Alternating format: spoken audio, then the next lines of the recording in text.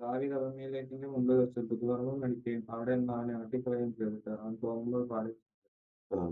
ഞാൻ യഹോവയെ എല്ലാക്കാലത്തും വാഴ്ത്തും. ഞാൻ യഹോവയെ എല്ലാ കാലത്തും വാഴ്ത്തും. അവന്റെ സന്തതി എപ്പോഴും എന്റെ നാവിന്മേലിരിക്കും. എന്റെ സ്തുതി എപ്പോഴും എന്റെ അവന്റെ നാവിന്മേലിരിക്കും. സ്തുതി എപ്പോഴും എന്റെ നാവിന്മേൽ ഇരിക്കും. എന്റെ ഉള്ളം യഹോവയിൽ പ്രശംസിക്കുന്നു. എന്റെ ഉള്ളം യഹോവയിൽ പ്രശംസിക്കുന്നു. എളിയവർ അത് കേട്ട് സന്തോഷിക്കും. എന്നോട് ചേർന്ന് യഹോവയെ മഹിമപ്പെടുത്തുകയും നാം നാം ഒന്നിച്ചു ചേർന്ന് നാമത്തെ ഉയർത്തുക. ഞാൻ യഹോവയോട് അപേക്ഷിച്ചു, അവൻ എനിക്ക് ഉത്തരവരുളി. എന്റെ സകല ഭയങ്ങളിൽ നിന്ന് എന്നെ വിടുവിച്ചു. അവങ്ങളിലേക്ക് നോക്കിയവർ പ്രകാശിതരായി. അവരുടെ മുഖം ലജ്ജിച്ചു പോയതുമില്ല. ഈ എളിയവൻ നിലവിളിച്ചു, യഹോവ കേട്ടു. അവന്റെ സകല കഷ്ടങ്ങളിൽ നിന്നും അവനെ രക്ഷിച്ചു. അവന്റെ സകല കഷ്ടങ്ങളിൽ നിന്ന് അവനെ രക്ഷിച്ചു. പാളം അവരെ വിടുവിക്കുന്നു. യഹോവയുടെ ദൂതൻ അവരുടെ ഭക്തന്മാരെ ചുറ്റും പാളയം ഇറങ്ങി അവരെ വിടുവിക്കുന്നു. നല്ലവനെന്ന് രുചിച്ചറിയുകയും ഭാഗ്യവാൻ. അവനെ ശരണം പ്രാപിക്കുന്ന പുരുഷൻ ഭാഗ്യവാൻ. ഭയപ്പെടുവിൻ. യഹോവയുടെ വിശുദ്ധന്മാരെ അവനെ ഭയപ്പെടുകയും അവന്റെ ഭക്തന്മാർക്കൊന്നും മുട്ടില്ലല്ലോ. ആലസിംഹങ്ങൾ വിലകിട്ടാതെ വിശന്നിരിക്കും. യഹോവയെ അന്വേഷിക്കുന്നവർക്ക് ഒരു നന്മയ്ക്കും കുറവില്ല. മക്കളെ ഒന്ന് എനിക്ക് ചെവി തരുകയും യഹോവയുടെ ഭക്തി ഞാൻ ഉപദേശിച്ചു തരാം. ജീവനെ ആഗ്രഹിക്കുകയും നന്മ കാണേണ്ടതിന് ദീർഘായുസ് ഇച്ഛിക്കുകയും ചെയ്യുന്നവരാര്? ദോഷം ചെയ്യാതെ വ്യാജം പറയാതെ അതിലത്തെയും കാത്തുകൊള്ളുക. വ്യാജം പറയാതെ അതിനത്തെയും കാത്തുകൊള്ളുക. ദോഷം വിട്ടാകുന്നത് ഗുണം ചെയ്യുക. സമാധാനം അന്വേഷിച്ചിരിക്കുക. അവരുടെ കണ്ണ നീതിമാന്മാരുടെ മേലും എന്റെ ചെവി അവരുടെ നിലവിളിക്കും തുറന്നിരിക്കുന്നു. അവരുടെ നിലവിളിക്കും തുറന്നിരിക്കുന്നു. ഓർമ്മയെ ജയിച്ചുകളേണ്ടതിന് അവരുടെ മുഖം അവർക്ക് പ്രതികൂലമായിരിക്കുന്നു. നീതിമാന്മാർ നിലവിളിച്ചു, യഹോവ കേട്ടു. സകല കഷ്ടങ്ങളിൽ അവരെ വിജയിച്ചു. ഹൃദയം നുറുങ്ങിയവർക്ക് യഹോവ സമീപസ്ഥൻ. മനസ്സ് തകർന്നവരെ അവർ രക്ഷിക്കുന്നു. നീതിമാൻ അനർത്ഥങ്ങൾ അസംഖ്യമാകുന്നു. അവയെല്ലാവരും യഹോവ സൂക്ഷിക്കുന്നു. അവന്റെ അസ്ഥികളെല്ലാം സൂക്ഷിക്കുന്നു. അവയിലൊന്നും ഒടിഞ്ഞു പോവുകയില്ല. അനർത്ഥം ദുഷ്ടനെ കൊല്ലുന്നു. നീതിമാനെ ബാധിക്കുന്നവർ ശിക്ഷ അനുഭവിക്കും. യഹോവ തന്റെ ദാസന്മാരുടെ പ്രാണനെ വീണ്ടുകൊള്ളുന്നു. അവനെ ശരണമാക്കുന്നവരാരും ശിക്ഷ അനുഭവിക്കുകയില്ല. ഹല്ലേലൂയ. സ്തോത്രം, സ്തോത്രം. വലിയവനായ ദൈവമേ, സ്വർഗ്ഗസ്ഥ പിതാവേ, ഈ നല്ല സമയത്തിനായി ഞങ്ങൾ കർത്താവിനെ സ്തുതിക്കുന്നു. കർത്താവെ, കൃപയാൽ ഞങ്ങൾക്കിന്ന് ഈ ആഴ്ചവട്ടത്തിൽ ഒന്നാമത്തെ ദിവസം കർത്താവിന്റെ പാദപീഠത്തിലായിരിക്കാൻ, സ്തുതിക്കാൻ, പാടുവാൻ, പ്രാർത്ഥിപ്പാൻ, വചനം ചിന്തിപ്പാൻ ദൈവമേ എല്ലാം തന്ന കൃപയ്ക്കായി കർത്താവിനെ സ്തുതിക്കുന്നു. ഇന്നത്തെ ആരാധനയെ കർത്താവ് മാനിക്കണമേ, അനുഗ്രഹിക്കണമേ, വിടുതലാക്കി തീർക്കണം. കരം ദൈവങ്ങളോടൊപ്പം ആരാധനയോടൊപ്പം വ്യാപരിച്ചു കൊള്ളണമേ. മൊത്തത്തിനു വേണ്ടി ഒരിക്കൽ കൂടി സമർപ്പിച്ച് പ്രാർത്ഥിക്കുന്നു. ഞങ്ങൾക്ക് വേണ്ട ആത്മീയ ദൂതുകളും ആലോചനകളും ദൈവശക്തിയും എല്ലാം സ്വർഗത്തിൽ നൽകി തരുമാറാകണം. ജനത്തെ അനുഗ്രഹിക്കുമാറാകണമേ. എല്ലാവരും ദൈവകൃപ ധാരാളം പ്രാപിച്ചവരായി അനുഭവിച്ചവരായി ദൈവമേ ഫലങ്ങളിലായിരിക്കാൻ എന്റെ കർത്താവെ ദൈവങ്ങളിലേക്ക് സമർപ്പിക്കുന്നു. പ്രാർത്ഥന കേട്ടിരിക്കാൻ സ്വാതന്ത്ര്യം അനുഗ്രഹിച്ചിരിക്കാൻ സ്വാതന്ത്ര്യം ക്രിസ്തു തന്നെ നമുക്കിരിക്കും. കർത്താവായ യേശു ക്രിസ്തുവിന്റെ അതിപരിശുദ്ധ നാമത്തിന് മഹത്വം ഉണ്ടാകുമാറാകട്ടെ. വീണ്ടും ഒരു ആരാധന കൂടി കർത്താവ് നമുക്ക് നൽകി. കർത്താവിനെ ആരാധിപ്പാൻ നാം കടന്നു വന്നിരിക്കുകയാണ്. കർത്താവും നാമുമായിട്ടുള്ള ബന്ധത്തിൽ ഇറങ്ങിത്തിരിക്കുന്നത് തന്നെ വചനം പറയുന്നത് ദൈവത്തോടുള്ള സ്നേഹമാണ് ദൈവം ആഗ്രഹിക്കുന്നത്. അതിനുവേണ്ടി എന്നെ എല്ലാവരും സ്നേഹിക്കണമെന്ന് പറയുകയല്ല ചെയ്തത്. പിന്നെയോ അവൻ ആദ്യമേ മനുഷ്യനെ സ്നേഹിക്കുകയാണ് ചെയ്തത്. അതുകൊണ്ട് അവൻ ചെയ്തത് അതുപോലെ തന്നെ മറുപടിയായി കൊടുക്കാൻ നമ്മൾ ബാധ്യസ്ഥരാണ്. ദൈവം അതിനുവേണ്ടി ആഗ്രഹിക്കുന്നു. അതുകൊണ്ട് തന്നെ ഇന്ന് ആരാധനയിൽ വെളിപ്പെടേണ്ടത് അത് തന്നെയാണ്.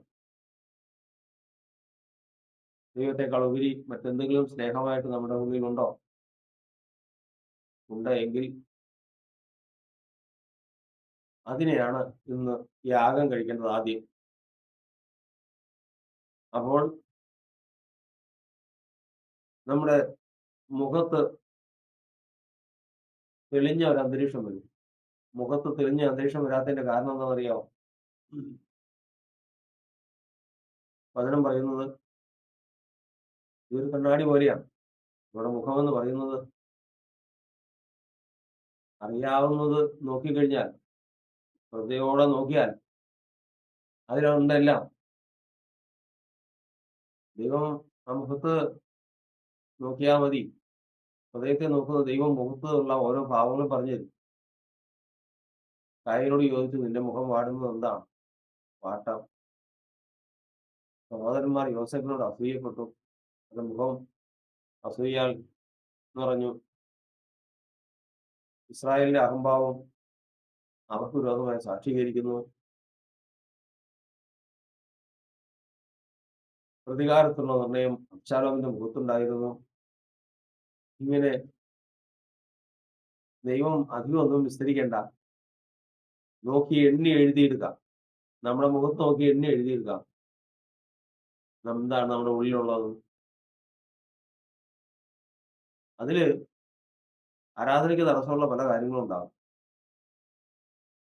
ആരാധനയുടെ ഏറ്റവും മുഖ്യ ഭാഗമാണ് സ്തോത്രം. അതുകൊണ്ടാണ് കർത്താവിന്റെ വചനം പറയുന്നത്, മനുഷ്യൻ അന്ന് കണക്കൂട്ടിയിരുന്നത് ആരാധന എന്ന് പറയുന്നത് യാഗമാണെന്ന്. 100 കാളകളെ യാഗം കഴിച്ചാൽ എന്റെ കാര്യം സാധിക്കും. 100,000 ആടുകളെ 1,20,000 ആടുകളെ ശലോമോൻ യാഗം കഴിച്ചു. ദൈവത്തിന് പ്രസാദമായി എന്നൊക്കെ. കാരണം ആരാധന എന്ന് പറയുന്നത് യാഗമാണ് എന്നാണ് ചിന്തിക്കുന്നത്. അങ്ങനെയല്ല. യാഗം എന്ന് പറയുന്നത് ദൈവത്തിന് വിരോധമായി നമ്മുടെ മുഖത്ത് എന്തെല്ലാം ഉണ്ടോ അത് നീക്കാനാണ്. അത് ഹൃദയത്തില് ഉണ്ട്. അതിന്റെ മൂല കാരണം അതിനെ അങ്ങ് നീക്കിക്കളഞ്ഞാൽ മതി. അഹംഭാവം നീങ്ങിപ്പോവും, അസൂയ നീങ്ങിപ്പോവും, പ്രതികാരം നീങ്ങിപ്പോവും, വാട്ടം നീങ്ങിപ്പോവും, എല്ലാ ഭാവങ്ങളും നീങ്ങും. കാര്യം മാത്രം ഈ യാഗങ്ങൾ കഴിച്ചാൽ മതി. അപ്പോ യാഗം ഇത്രയും പൈസക്ക് യാഗം കഴിച്ച് ഇതെല്ലാം കഴിഞ്ഞു വന്നു കഴിഞ്ഞ ശേഷം പിന്നെ എന്താ? ആരാധന തീർന്നിട്ടില്ല. ആരാധന ഇനിയാണ് പറയുന്നത്. കാളകളെ രക്തം ഞാൻ കുടിക്കുമോ?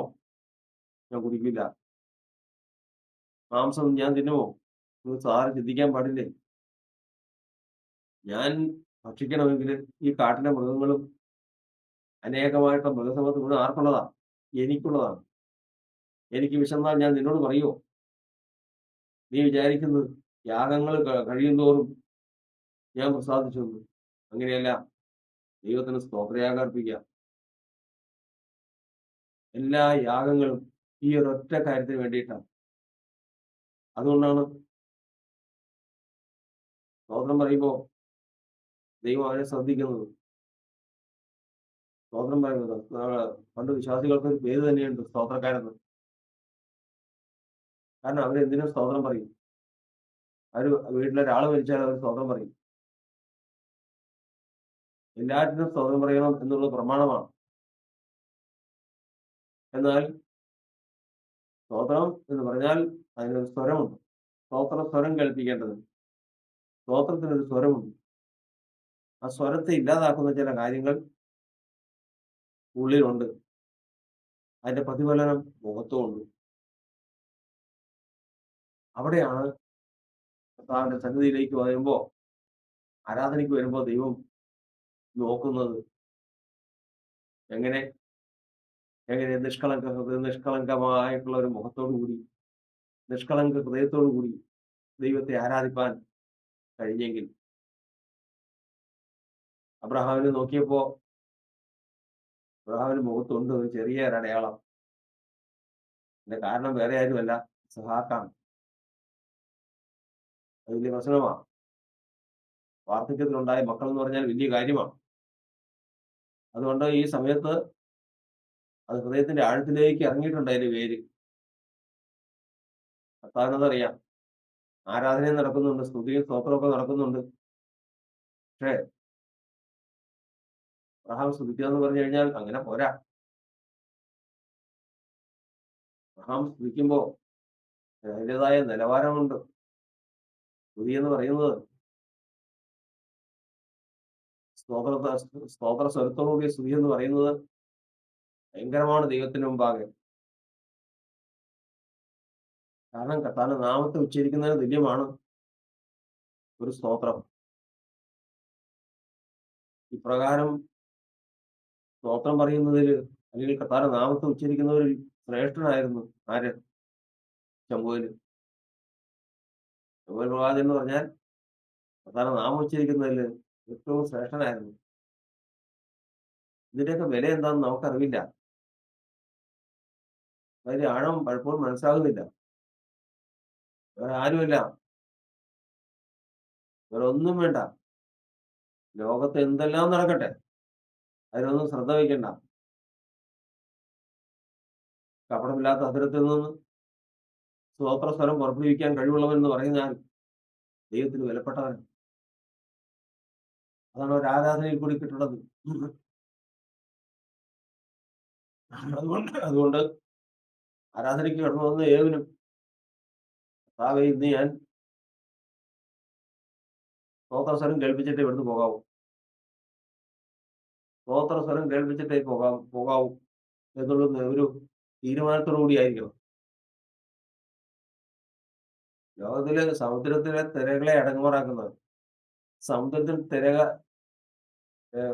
ഞാനും ലെനിയും ശുശ്രൂഷയ്ക്കായിട്ട് പടിഞ്ഞാറ് പോകുമ്പോ ചെല്ലാനം ഭാഗത്ത് നിൽക്കുമ്പോൾ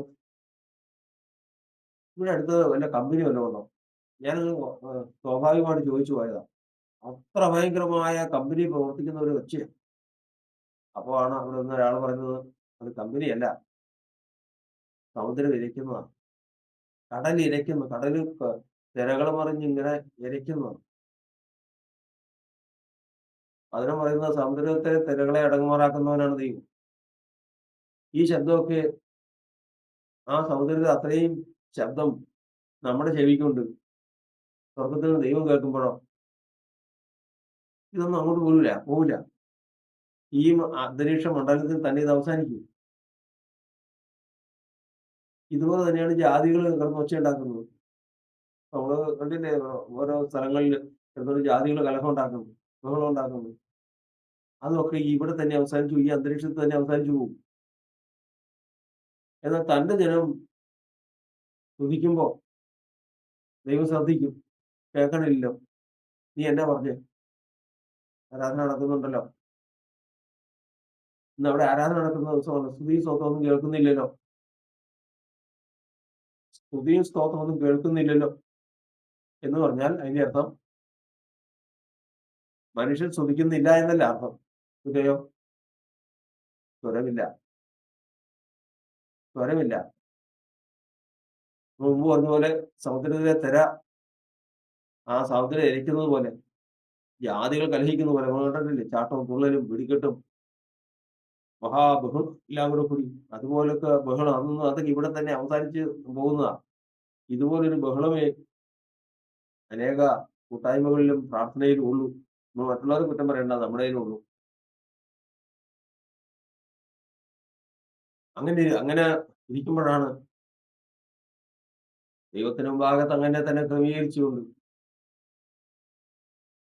ദൈവവുമായിട്ടുള്ള ബന്ധത്തിന് തടസ്സമുണ്ടാക്കുന്ന ആ ഘടകം ഏതാണെന്ന് വെച്ച് കഴിഞ്ഞാൽ കൊണ്ടുപോയി യാഗം കഴിക്കാൻ തീരുമാനിച്ചു.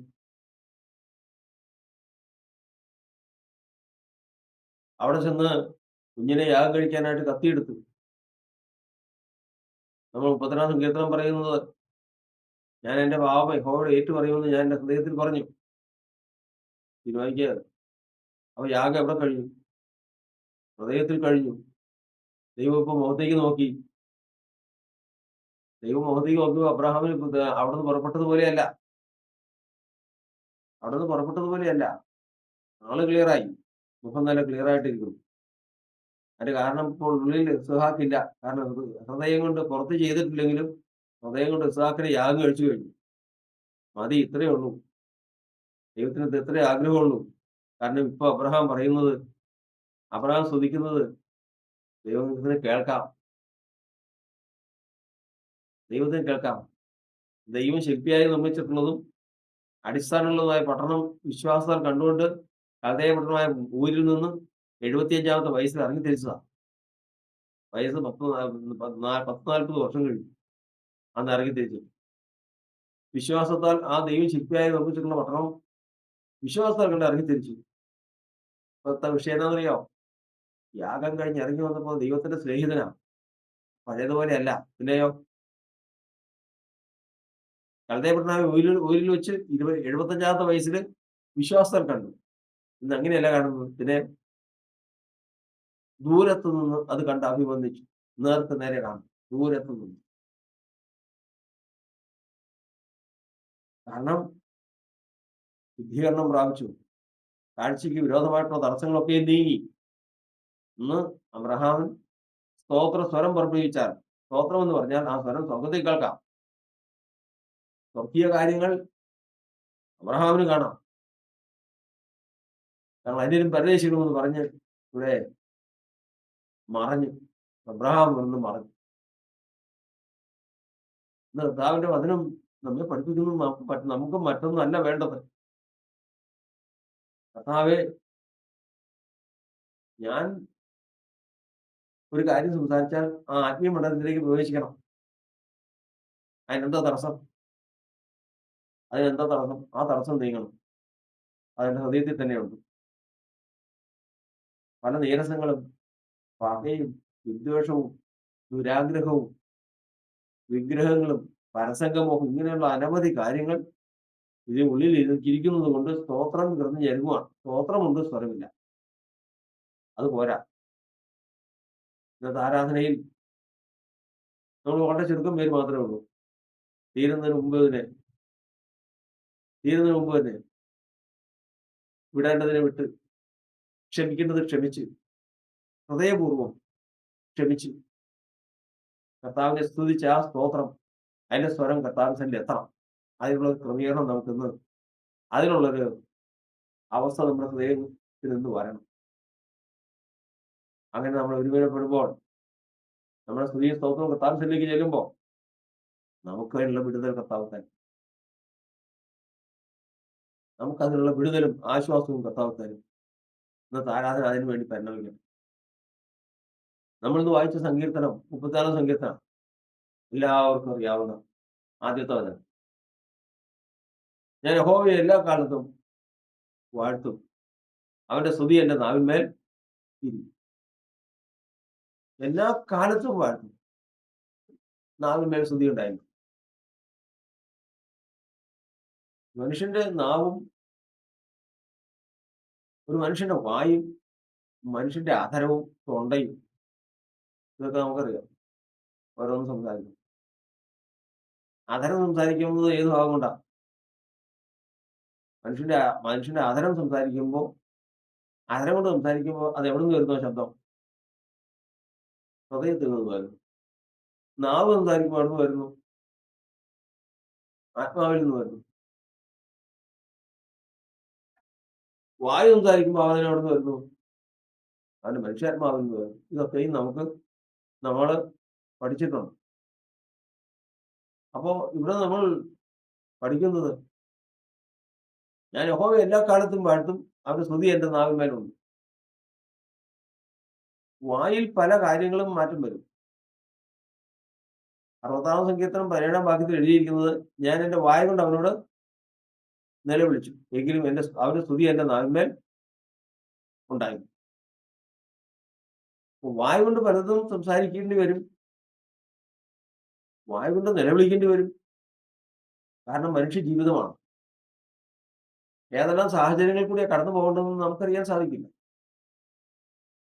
പക്ഷെ ദൈവം നോക്കുന്നത് എത്രയേറെ കാര്യങ്ങൾ വന്നാലും, എത്ര പ്രശ്നങ്ങൾ വന്നാലും വായിൽ നിന്ന് അറ്റുപോകാത്ത ദൈവത്തിന്റെ പോഴ്ചയുണ്ടോ? ദൈവത്തിന് മഹത്വം കൊടുക്കുന്ന ഒരു അനുഭവം വായിൽ കൊണ്ടുണ്ടെങ്കിൽ അവൻ ദൈവത്തിന് വിലയേറിയവൻ. അത് നമ്മുടെ ജീവിതത്തിൽ എപ്പോഴും ശ്രദ്ധയോടെ കാത്തു സൂക്ഷിക്കേണ്ട കാര്യമാണ്. ഇന്ന് എനിക്ക് സന്തോഷം വന്നു, അപ്പോഴും കർത്താവിന് മഹത്വം. എനിക്ക് ദുഃഖം വന്നു, മരണം വന്നു, ഞെരുക്കം വന്നു, ഇടുക്കം വന്നു, ഞാൻ പരാതി എല്ലാം പറയുന്നുണ്ട്, ഒക്കെ ശരി തന്നെയാണ്. ആകത്തുക എടുത്തു നോക്കി കഴിഞ്ഞാൽ അതിന് ദൈവത്തിന്റെ മഹത്വം ഉണ്ടാകും. അങ്ങനെയുള്ള ഒരുവനാണ് ദൈവത്തിന് മുമ്പാകെ ഏറ്റവും ശ്രേഷ്ഠൻ എന്ന് പറയുന്നത്. അതുകൊണ്ടാണ് കർത്താവിന്റെ വചനം പറയുന്നത്, മനുഷ്യനെ വിവിധമായിട്ടുള്ള ശോധനയിൽ കൂടി കടത്തിവിടുമ്പോൾ പ്രതികൂല സാഹചര്യങ്ങൾ അവന്റെ ജീവിതത്തിൽ വരും. പ്രതികൂല സാഹചര്യങ്ങൾ വരുമ്പോൾ ദൈവം നോക്കിയതിനു ശേഷം അവന്റെ നാവിന്റെ പ്രത്യേകത നിലവിളിക്കാൻ. യോസഫ് തന്റെ ബാല്യകാലത്ത് അപ്പനോട് ചെന്ന് സഹോദരന്മാരുടെ കുറ്റം പറഞ്ഞു കൊടുക്കും, അവരുടെ ദുഷ്പ്രവൃത്തി. അവരെല്ലാവരും കൂടെ പകച്ച് അവനെ ഉപദ്രവിച്ചു, എന്നെ കൊല്ലല്ലേ എന്ന് പറഞ്ഞു. എന്റെ വായ കൊണ്ട് അവരോട് നിലവിളിച്ചു. ജീവിതം ഇതെല്ലാം കഴിഞ്ഞ് കാര്യങ്ങൾ മാറി വന്നു. ഫറവോന്റെ മുമ്പിൽ നിന്നും രാജ്യം മുഴുവനും തന്റെ കീഴിലായി. അധികാരം വാളും തന്റെ കയ്യിൽ വന്നു, പണം വന്നു, ബഹുസമ്പന്നനായി. താൻ വിചാരിച്ചാൽ നടക്കാത്ത കാര്യമൊന്നുമില്ല എന്നുള്ള നില ഭൗമികമായിട്ട് യോസഫിന് വന്നു. ദൈവം നോക്കി, എന്തൊരു മാറ്റം, എന്തൊരു പ്രത്യേകത. ഫറവോന്റെ പോത്തിഫറിന്റെ ഭാര്യയോട് പറഞ്ഞു, ഞാൻ എന്റെ ദൈവത്തോട് ദ്രോഹം ചെയ്യുന്നത് എങ്ങനെയാണ്? ബാല്യത്തിൽ അപ്പന്റെ അടുക്കൽ ചെന്ന് പറഞ്ഞിട്ടുള്ള കാര്യങ്ങൾ എല്ലാം പരിശോധിച്ചു. ഈ ഘട്ടങ്ങളിലെല്ലാം കടന്നു വന്നിട്ടും അവൻ തന്റെ ദൈവത്തെ മറന്നില്ല. ഒരിക്കലും അവനിൽ നിന്ന് ദൈവത്തിന്റെ മഹത്വം എടുത്തു മാറ്റാൻ പറ്റില്ല എന്നുള്ളത് സ്ഥാപിക്കപ്പെട്ടു. ദൈവം ഒരു സർട്ടിഫിക്കറ്റ് കൊടുത്തു, ദൈവം ഒരു അംഗീകാരപത്രം. ആ അംഗീകാരപത്രമാണ് യോസേഫ് ഫലപ്രദമായ വൃക്ഷം. യോസേഫ് ഒരു ഫലപ്രദമായ വൃക്ഷം എന്നൊരൊറ്റ വാക്ക് ദൈവത്തിൽ നിന്ന്, ദൈവത്തിന്റെ ആത്മാവിനാൽ പുറപ്പെട്ടതോടുകൂടി കാര്യം മാറി. കാരണം ശ്രേഷ്ഠന്മാരും എല്ലാ തലമുറകളിലും എല്ലാ കാലഘട്ടത്തിലും ഉണ്ടാകും. പക്ഷേ ദൈവത്തിൽ നിന്ന് ഫലപ്രദമായ വൃക്ഷം എന്ന് സാക്ഷ്യം പ്രാപിച്ചവര് എത്ര പേരുണ്ടെന്ന് ചോദിച്ചു കഴിഞ്ഞാൽ ആഴ്ചയിൽ ബുദ്ധിമുട്ട്. അത് അല്പം ബുദ്ധിമുട്ടാണ്. പത്രോസിന്റെ കാര്യം ദൈവം കർത്താവിനെ ഏറ്റവും സ്നേഹിക്കുന്നത് പത്രോസാണ്. നമ്മൾ വചനപ്രകാരം പഠിക്കുന്നതാണ്. സന്ദർഭം വരുമ്പോൾ കഴിഞ്ഞപ്പോ അവൻ വ്യാജം കാണിച്ച് പൗലോസ് ശാസിച്ചു, കർത്താവിന് തള്ളി പറഞ്ഞു. കർത്താവിന് അറിയുകയില്ല എന്ന് പ്രാകാൻ തുടങ്ങി. ഇതെല്ലാം ശരി തന്നെയാണ്. ഇതെല്ലാം എന്ന് പറഞ്ഞാൽ അവൻ ഫലപ്രദമായ വൃക്ഷാണെന്നല്ല പറയുന്നത്. പക്ഷേ ദൈവത്തിന് മുമ്പാകെ ഈ ഒരു യോഗ്യത കിട്ടിയവര് അത്യപൂർവമാണ്. എന്റെ ദാസൻ ഫലപ്രദമായ വൃക്ഷമാണ്. അങ്ങനെയുള്ളവരെയാണ് കർത്താവ് തന്റെ ശുശ്രൂഷ വരവേൽപ്പിക്കുന്നത്. കാരണം ഒരു ശുശ്രൂഷയ്ക്ക് വേണ്ടി ഒരാളെ അയക്കുമ്പോ ചിലപ്പോ പോകുമ്പോ ആ വ്യക്തിക്ക് ഇഷ്ടമില്ലാത്തൊരിടമായിരിക്കും, ഇഷ്ടമില്ലാത്തൊരു ഇടത്തേക്കായിരിക്കും വിടുന്നത്. ഞാനൊരു സഭയെക്കുറിച്ച് എങ്ങനെ ചിന്തിക്കും? ഇനി കർത്താവ് എന്നെ ആ സമയത്ത് വിട്ടെന്നിരിക്കട്ടെ, ഞാൻ അവിടെ ചെന്ന് എന്ത് പറയും? കാരണം അവരോട് ഒരു നല്ലത് പറഞ്ഞിട്ട്, അവരോട് ഒരു നന്മ പറഞ്ഞിട്ട് പ്രയോജനമില്ല. കാരണം അതിലൊരെണ്ണവും നേരായ വഴിക്ക് പോകുന്നതല്ല എന്നെല്ലാം എന്റെ മനസ്സങ്ങോട്ട് പറയും. അത് എന്റെ മനസ്സ്.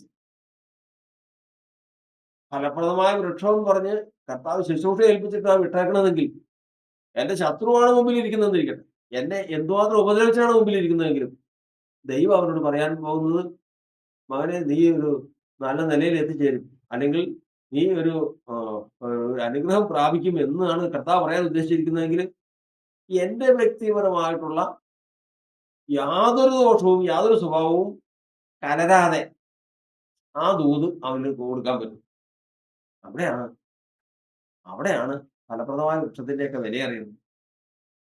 ഫലപ്രദമായ വൃക്ഷം ഏതെന്ന് ഏത് ഏത് മനുഷ്യനും, അതായത് ഗൗരവം അറിയണമെങ്കിൽ നമ്മൾ ചിന്തിക്കണം. ഈ റെയിൽവേയുടെ സൈഡില് കുടിൽ വെച്ച് കെട്ടി, ടാർപ്പ വെച്ച് കെട്ടി, ടാർപ്പ എന്ന് പറഞ്ഞാൽ കീറി ചാക്ക് വെച്ച് കെട്ടി അതിന്റെ കീഴിൽ ജീവിക്കുന്നവരാ. അതിന്റെ കീഴിൽ അത് ഭിക്ഷ തണ്ടി ജീവിക്കുന്ന കൂട്ടമാണ്. അവര് മെഡിക്കൽ സ്റ്റോറിൽ വന്നിരിക്കുക. അത് മുമ്പ് പണ്ട് കാലങ്ങളില 6 രൂപ കൊടുത്ത് അവരുടെ കുഞ്ഞിന് പാല് കൊടുക്കാൻ. ഇത് എങ്ങനെ കിടക്കുന്നതെന്ന് ഓർക്കണം. എച്ചിന് പേർക്ക് തിന്നുന്നത് ജീവിക്കുന്നത് പറഞ്ഞതുപോലെയുള്ള ഒരു ജീവിതമാണ്. അവർ ഈ 6 രൂപ കൊണ്ടുപോയി കൊടുത്ത് ഈ പാൽ കുപ്പി മേടിച്ചു കൊണ്ടുപോയി തന്റെ കുഞ്ഞിന് കൊടുക്കുക. ഇതുമാത്രം ശ്രദ്ധിക്കുന്നുണ്ടോ? തങ്ങളുടെ ജീവിതത്തില് തങ്ങൾ ഏത് നിലയിലാണ് ജീവിക്കുന്നതെന്ന് അതല്ല വിഷയം. പിന്നെ തങ്ങളുടെ കുഞ്ഞിന്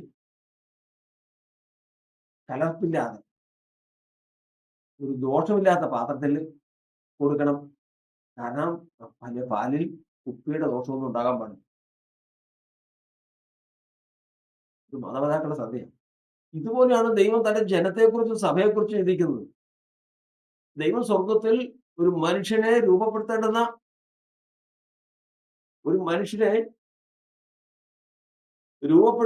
ആലോചന സ്വർഗത്തിൽ നിന്ന് അറിയിച്ചു കൊടുക്കാൻ പോകുന്നവൻ ചിലപ്പോൾ പലതരത്തിലുള്ള മാനസിക ചിന്തകളിൽ ഇരിക്കുന്നവനായിരിക്കും. എനിക്കിപ്പോ ഇപ്പൊ കാണുമ്പോഴത്തേക്കും ഇവരോടൊക്കെ നീരസം ഉണ്ടാവും, അവരോടൊക്കെ ഇച്ചിരി വ്യക്തി വൈരാഗ്യം ഉണ്ടാവും, മറ്റുള്ളവരെ അസ്വസ്ഥപ്പെടുന്ന പല വിഷയങ്ങളും ഉണ്ടാകും. പിന്നെ കുറച്ച് പേരുടെ കുറച്ച് അന്യ സ്നേഹമൊക്കെ ഉണ്ടാവും. ഇതൊന്നും സ്വർഗത്തിൽ തയ്യാറാക്കിയ ആലോചനയ്ക്ക് അതിലേക്ക് കലരാൻ പാടില്ല.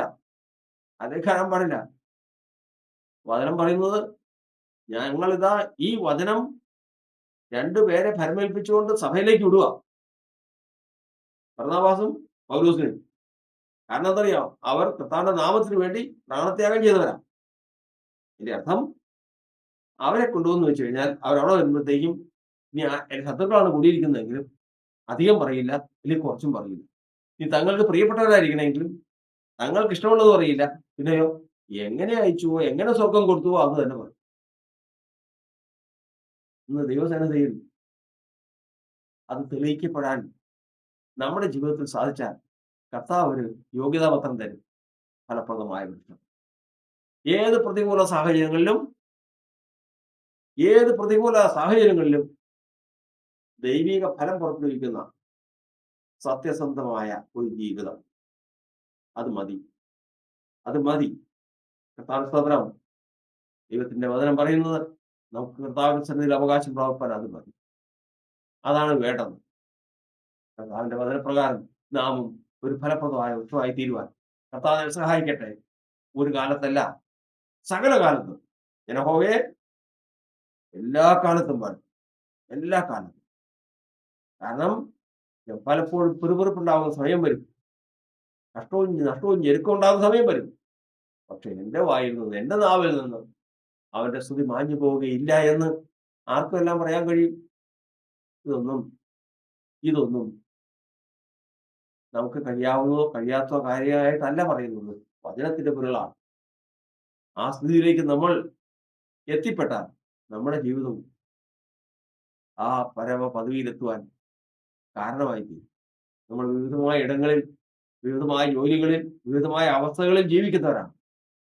ഏതവസ്ഥയിലായിരുന്നാലും, ഏത് നിലയിലായിരുന്നാലും എന്റെ വായിൽ അവന്റെ പുകഴ്ചയുണ്ടാകും. ഞാൻ യഹോവയെ എല്ലാ കാലത്തും വാഴ്ത്തും എന്ന് ഒരു തീരുമാനം നമ്മൾ അറിയാതെ നമ്മുടെ അന്തർഭാഗത്ത് ഉണ്ടായെങ്കിൽ നിശ്ചയം നാം ഫലപ്രദമായ വൃദ്ധമായി തന്നെ തീരും. ദൈവം നമ്മെ മാനിക്കുകയും ചെയ്യും. ഈ ആരാധനയിൽ കൂടി ദൈവം ആ വഴിയിലേക്ക് നമ്മെ നടത്തട്ടെ. കർത്താവ് നമ്മെ അനുഗ്രഹിക്കുമാറാകട്ടെ. സ്തോത്രം. ഞാൻ യഹോവയെ എല്ലാ നാളിലും വാഴ്ത്തിയിടും. തൻ സ്തുതി എപ്പോഴും എന്നാവിന്മേലുണ്ട്. ഞാൻ യഹോവയെ എല്ലാ നാളിലും വാഴ്ത്തിയിടും. തൻ സ്തുതി എപ്പോഴും എന്നാവിന്മേലുണ്ട്. എന്റെ ഉള്ളം യാഗിൽ പ്രശംസിച്ചിടുന്നു. എന്റെ ഉള്ളം യാഗിൽ പ്രശംസിച്ചിടുന്നു. എന്റെ മാനസം പ്രിയനിൽ ആനന്ദിക്കുന്നു.